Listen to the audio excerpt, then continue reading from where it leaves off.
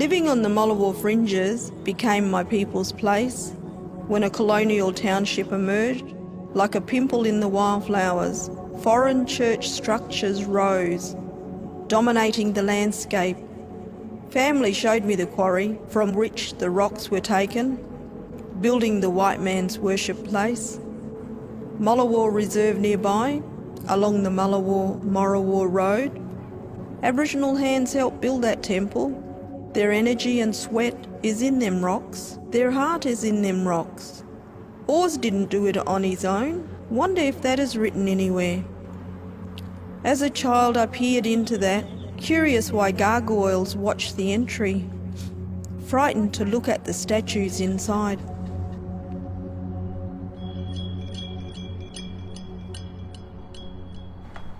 Tell me a bit about this place that we're on now, the cathedral. Yeah, this place here that we're on now is owned by the Catholics, of course, now, but it's the site of what's known as the Geraldton Town Camp. From 1850, which is the time of white settlement, to 1917, the Aboriginal people who lived at the Geraldton Town Camp were alienated from the country. 1917 was the same time that large structure in front of us was built.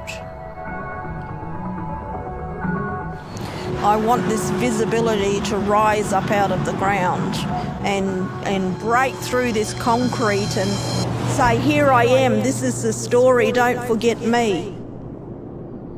Don't forget the people that were on this land before. From 1850 to 1917, so there's two things happening there. One, people being moved off their land and alienated from it and forcibly removed. And two, a foreign religion coming and placing and stamping their mark on traditional country. So, of course, what's happened is that one story is visible and one's not. And that's my job as a descendant of the 𝘼𝙩𝘗 people, is to make sure that the visibility of our stories are brought to the surface and are not forgotten. So when we look at this site, those of us that have been told and choose to remember, when we look at this site, we don't just see Monsignor Hawes sitting there with his dog.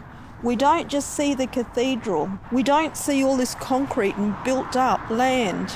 To me, in my mind, what I see is a traditional campsite and people made to be removed, alienated from their country, from their culture, from their old way of life, so this new society can build its religious structures and dominate the landscape.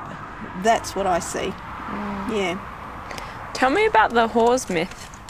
Monsignor Hawes is really well known for designing these brilliant structures because they are magnificent to look at. You know, they look out of place, these really commanding structures. But what's happened over the years is this myth has come from the living archives of people that have handed down.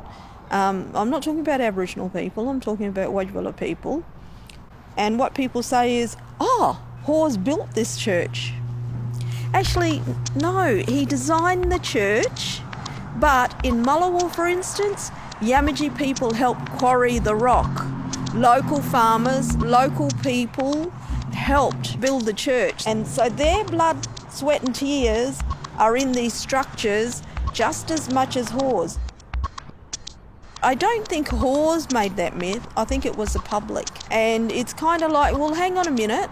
Yes, he designed it, but no, he didn't build it. He was there, but he didn't do it on his own. Let's privilege the other people who need to be honoured, who need to no longer be nameless in this process, and let's just burst that Hawes myth apart. That's kind of what I've done. If you've seen the collages, so the series of 4 unravelling archives that Mark and I did, and it's doing that. It's bursting that bubble of this Hawes myth, and it's also bursting that bubble of the Terra Nullius myth, where when This country was settled, invaded. It was done so on the false claims of no people living on the land. It was empty and it was there for taking.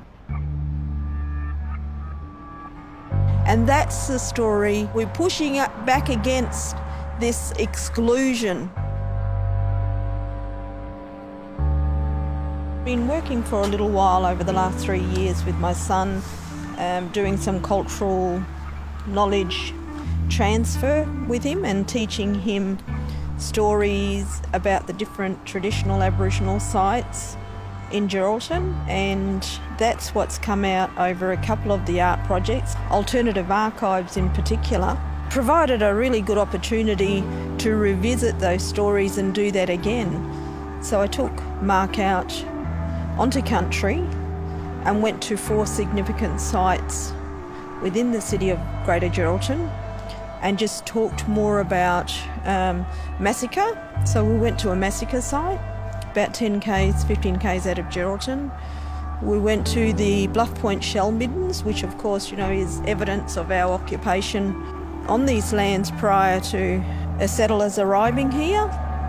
I took him to other points to talk about and show him different vegetables and plants that we used for traditional fishing methods, not only to teach Mark about this cultural knowledge, because this was handed on to me and now it was his time to hand on to one of my sons, but also to stimulate Mark's way as being an emerging printmaker to start thinking about conceptualising stories and getting himself ready for his own artworks.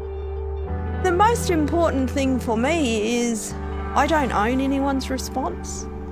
The way people respond to it, if people feel uncomfortable that I'm playing around in cutting up cult figure images, or if people feel uncomfortable that I'm saying something against their religion, none of that matters to me because I don't own the way people respond to it. That's not for me. What I do own is the responsibility of making stories visible. And a project like Alternative Archives allows that. It gives me that opportunity to make a story visible in a mainstream space. Really quite interesting in this sort of really conservative environment of Geraldton to allow those sorts of conversations to happen, ones that other people might find confronting, because lots of people like to play it safe and produce pretty stuff that, might make you feel all good or might get you to think in a certain way about an art technique or something like that, but not necessarily about the stories, and the stories where Yamatji people are invisible. And to me that's important because these are my people.